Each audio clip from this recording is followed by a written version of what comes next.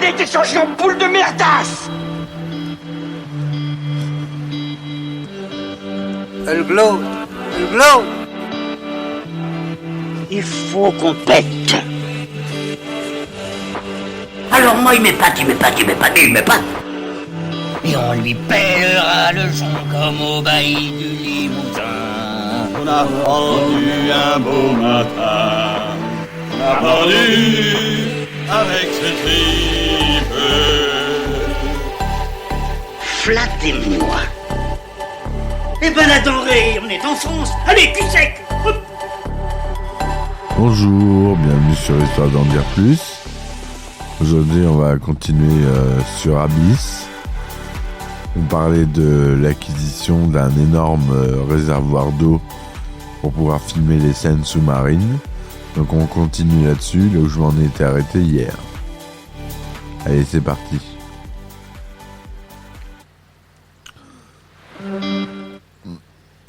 Elle était repartie la musique.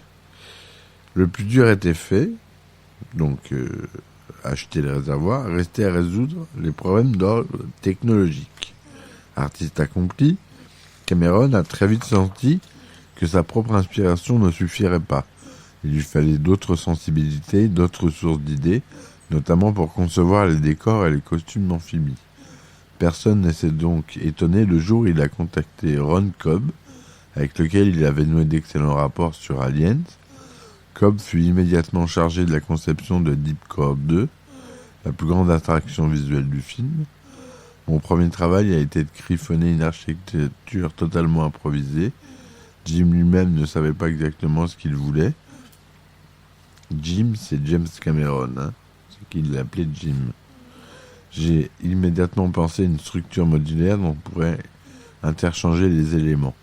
Le bâtiment pourrait donc ainsi se ramifier et au contraire se rétrécir en fonction des tâches qu'on lui assignerait. Jim voyait une bâtisse tout en verticalité. J'ai donc imaginé 3 cylindres équipés de ponts, les reliant les uns aux autres, une sorte de figure trimodulaire, variable à l'infini. Un peu comme un jeu de Lego. L'essentiel était d'aboutir à une esthétique à la fois cohérente et légèrement en avance sur notre époque. Presque tout ce qui nous entoure, voitures, avions, équipements audiovisuels, résulte d'une évolution affinée sur plusieurs années. Le plus délicat dans la conception d'une technologie futuriste est de donner cette même impression d'aboutissement progressif. Telle qu'on peut la voir à l'écran, la plateforme Deep Core est finalement composée de 2 ensembles trimodulaires et de 2 ensembles bimodulaires reliés par un réseau de tunnels. Grandeur nature, le complexe couvrirait plus de 6000 m² de fond sous-marin, réduisant jusqu'au nanisme les plus grandes habitations amphibies actuelles. Deep Core n'a jamais été conçu du jour au lendemain, poursuit Ron Cobb. Ça devait être au départ une véritable cité sous-marine. Nous aurions construit quelques bâtiments dans le réservoir et le reste en modèle réduit. Mais plus nous progressions, plus Jim voulait inclure des éléments sous l'eau. Nous avons donc réduit les dimensions de l'ensemble, afin d'en émerger le maximum. Bien que relié à la surface par une longe ombilicale, le complexe dispose d'une totale liberté de mouvement pour aller d'un point de forage à l'autre. Grâce à ses propulseurs verticaux, Deep Core se soulève, et grâce à des propulseurs latéraux, 2 en haut et 2 en bas, pour maintenir le centre de gravité, elle avance. Elle survole ainsi le fond de l'océan, et se pose sur ses patins hydrauliques par simple coupure des propulseurs latéraux. J'ai mis longtemps à concevoir un tour de forage sous-marine capable de soulever des forêts et de les introduire dans leurs habitacles. À l'origine, le scénario prévoyait une tour de forage entièrement mécanisée. La version définitive se contente heureusement d'un modèle beaucoup plus simple.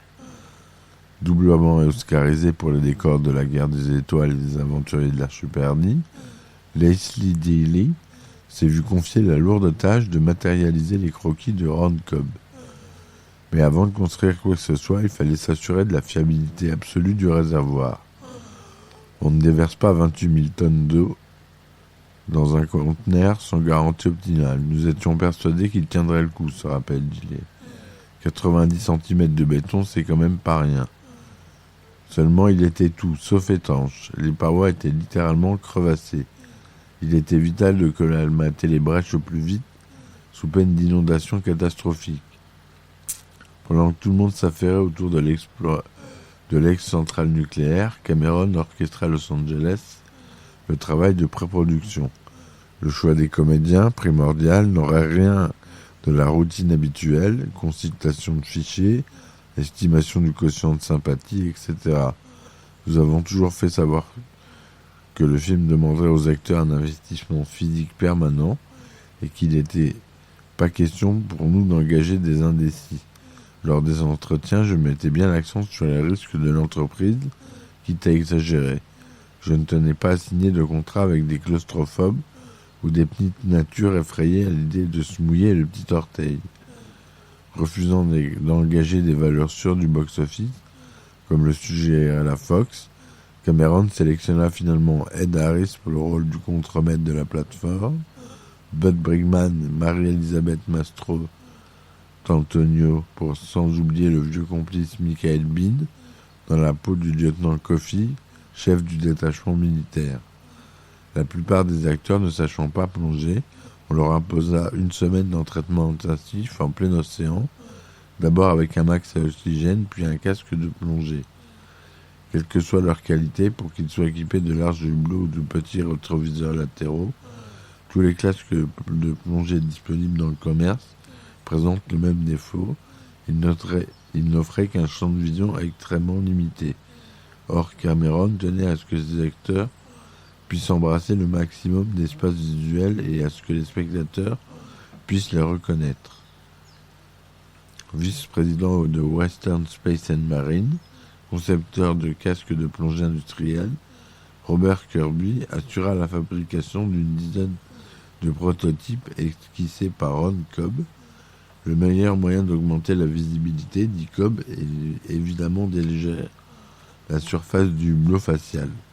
J'ai donc déplacé les points d'attache vers l'arrière, ce qui permettait l'installation d'une vitre plus grande et légèrement concave. Ensuite, il ne restait plus qu'à régler les problèmes de proportion, d'obtenir l'accord de Jim Cameron et passer commande à Western Space and Marine. Un mois plus tard, Robert Kirby livrait un casque absolument conforme aux exigences techniques et esthétiques de Cameron. Quant au modèle définitif, il fallut 6 mois de plus pour les faire fonctionner. Moulés en résine de polycarbonate, comme les vitres anti-choc, les hublots offraient une visibilité satisfaisante, mais ne permettaient pas d'identifier les acteurs. Il fallait donc illuminer les casques de l'intérieur, dit le responsable de la fabrication, Troy Kirby. Mais quand nous en avons parlé à James Cameron, il a tout de suite refusé. Il ne voyait pas l'application pratique de cette lumière interne. Et il avait parfaitement raison. Nous avons décidé d'éclairer les acteurs de l'extérieur sans que cela se voie trop. L'acteur étant lui-même équipé d'une petite torche dirigée vers l'avant, nous avons détourné le faisceau vers le hublot grâce à un système de miroir. Le résultat s'est avéré aussi subtil qu'efficace. Toujours exigeant, Cameron se montra particulièrement inflexible sur un point très précis. Il tenait absolument à réaliser son film dans des conditions normales. Il dirigeait ses acteurs sans intermédiaire et enregistrerait tous les dialogues en direct, ce qui s'était jamais fait dans le cadre d'un tournage sous-marin. Or, aucun système de communication ou d'enregistrement ne permettait alors d'accomplir une telle prouesse. En général, le metteur en scène désigne du doigt l'acteur qu'il va filmer, lui montre un voyant lumineux sur la caméra, et dès que le voyant clignote, la prise commence. On n'a rien trouvé de mieux. Quant à la transmission sonore, elle se limite à des haut-parleurs surpuissants qui crachent leurs décibels jusque dans les coquilles d'huîtres, et dans ce cas, le réalisateur est bien au chaud devant son moniteur vidéo et transmet ses directives au micro. Très peu pour moi, merci. Je voulais être dans l'eau et parler directement avec mes acteurs, mes techniciens. Aussitôt dit, aussitôt fait. Non seulement les casques furent équipés d'écouteurs et de microphones ultra sensibles, mais l'ingénieur du son put aussi enregistrer en direct tous les dialogues sur bande magnétique. Une première mondiale. Malgré leurs 13 kilos, les casques étaient beaucoup plus légers que les modèles en vente sur le marché. Il fallait au moins ce poids pour compenser le volume de l'air, dit le technicien Troy Kirby. À la surface, les casques étaient très lourds et faisaient mal à la nuque. Mais dans l'eau, ils flottaient comme des plumes. Chacun était relié à un col en caoutchouc souple par des attaches en laiton et fonctionnait indépendamment du costume de plongée. Un avantage certain pour Cameron, qui dirigeait son équipe du fond de l'eau en short et en chemise hawaïenne. Moins anecdotique, le régulateur respiratoire à la demande. Quand le plongeur veut respirer, un régulateur cerveau-commandé, placé à côté de sa tempe droite, s'enclenche et envoie de l'air par des espèces de sinus artificiels creusés dans le casque. C'est très agréable et ça ne présente aucun risque de claustrophobie. À chaque respiration, le système expulse le gaz carbonique et enlève toute la buée du hublot, un peu comme un dégiroir instantané. Bien que les plongeurs professionnels soient toujours reliés à la surface par un câble de liaison qui les alimente en oxygène, Cameron tenait à ce que les plongeurs à lui soient parfaitement autonomes, d'où la nécessité de modifier l'approche des scaphandres. Pour la réserve d'air, l'ingénieur en hydraulique Brian Massey modifia un appareil respiratoire à 3 bouteilles, conçu à l'origine pour le commandant Cousteau. Bien que ce système puisse fournir assez d'oxygène pour 1 heure, le problème était loin d'être résolu. Avec un minimum de 12 personnes travaillant en même temps sous l'eau, il était inévitable que certaines d'entre elles remontent à un moment ou un autre à la surface. Pour pallier cet inconvénient, Western Space and Marine mit au point un centre d'approvisionnement sous-marin permettant de ravitailler en oxygène sans passer par la surface. Dans son scénario, Cameron a pourvu Deepcore de 3 submersibles d'appoint chargés d'assister les techniciens de la plateforme dans leur expédition de forage. Cab 1 et Cab 3 sont de simples véhicules de transport et d'observation proche de certains sous-marins actuels, et Flatbed revêt l'apparence déjà plus fantaisiste d'un outil de travail pour les opérations délicates.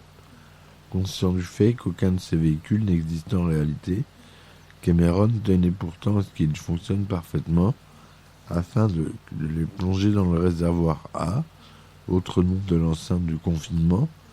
Il comptait louer des sous-marins d'occasion et les maquiller pour les besoins du film. C'est donc le plus naturellement du monde qu'il s'est tourné vers un spécialiste incontesté de l'équipement maritime, Can Dive Services à Vancouver. Nous sommes au service des plongeurs professionnels, explique Jim English. Nous nous occupons principalement de construction navale et de plateformes pétrolières. Nous fournissons les appareils de forage, installons les pipelines, fabriquons les submersibles habitables ou radiocommandés. Notre arsenal technologique a été un grand secours à James Cameron, puisque nous lui avons fourni les sous-marins qu'il désirait. Voilà pour l'épisode d'aujourd'hui sur Abyss. Je continuerai la prochaine fois. J'espère que ça vous a plu. Si ça vous plaît, laissez des commentaires, s'il vous plaît. Et laissez des likes. Je vous dis à très vite pour le prochain épisode. Merci et à plus tard. Ciao, ciao. Il a été changé en boule de merdasse. Elle glow. Il faut qu'on pète. Alors moi il m'épate. Et on lui pèlera le son comme au bailli du Limousin. On a pendu un beau matin, on a pendu avec ses tripes. Flattez-moi. Eh ben la denrée, on est en France. Allez, cul sec.